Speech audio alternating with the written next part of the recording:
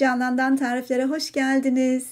Bugün sizlere davet veya yılbaşı sofralarınızı süsleyecek şahane 2 adet renkli meze tabağı veya salata tabağı hazırlıyorum. Çok az malzemeyle yapılan bu 2 meze tarifiyle inanın misafirlerinizi şaşırtacaksınız.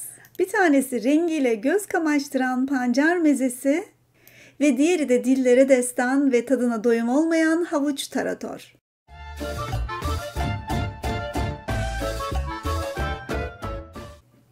Bu tip videoları daha fazla görmek istiyorsanız kanalıma abone olmayı sakın unutmayın. Ve bu tarifim hoşunuza giderse bir beğeni verirsiniz. Şahsen çok sevinirim. Ve şimdi tarifime geçiyorum. Ve pancar mezesiyle başlıyorum. 3 adet pancar gerekli bu meze için.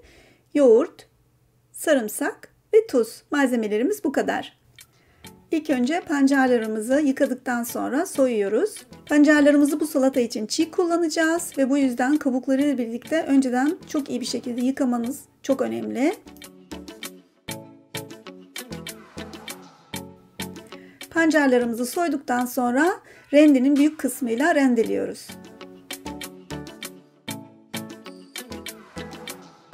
Sonra güzelce bir şekilde karıştırmak için büyük bir kasede veya tepside bu işlemi yapmanızda fayda var.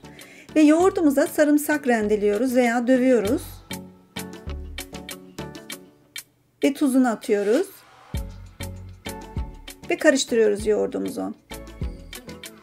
Yani güzelce çırpıyoruz. Ve şimdi yoğurdumuzu pancarlarımızın üzerine alıyoruz. Ve karıştırıyoruz.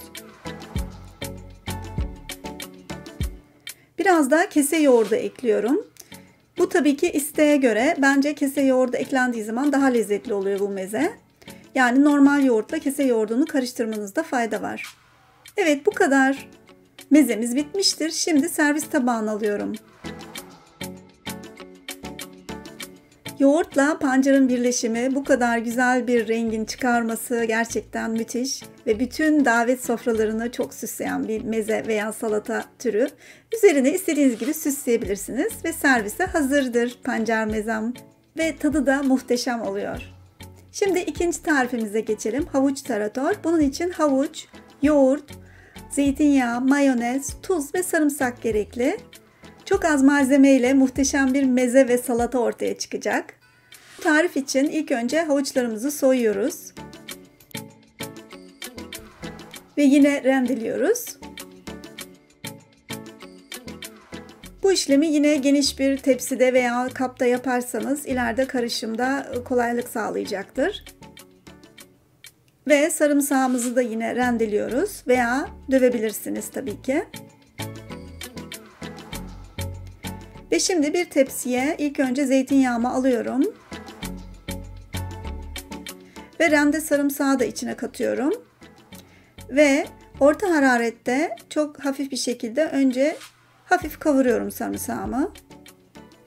Ve hemen arkasından rendelenmiş havuçları üzerine alıyorum ve karıştırıyorum. Şimdi havuçlarımızı sarımsakla birlikte kavuracağız. Bu işlemi orta hararette yapmanız gerekiyor. Yoksa sarımsaklarla birlikte yanabilir. Ve birkaç dakika sürüyor. Ve devamlı karıştırmanız gerekiyor.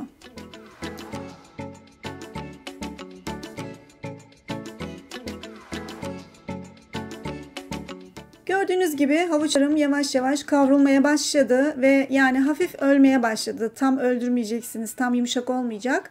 Biraz diri kalacak yine ama bayağı kavruldu. Toplam 8 dakika hemen hemen kavurdum. Ve bir tepsiye alıyorum hafif soğuması için.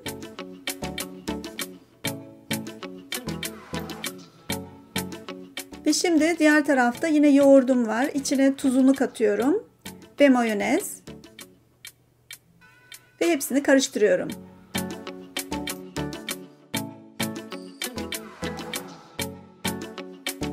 Ve bu karışımı güzelce çırptıktan sonra kavrulmuş havuçların üzerine alıyorum. Ve karıştırıyorum.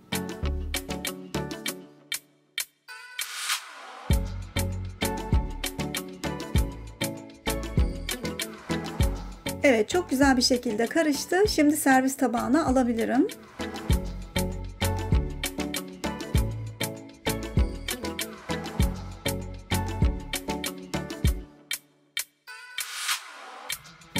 Bu havuç taratora bence ceviz çok yakışıyor ve genelde üzerine cevizle süslüyorum.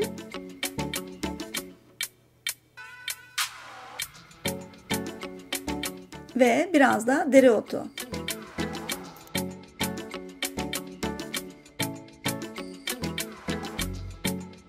Evet, böylelikle havuç taratorum da bitti ve böyle gözüküyor.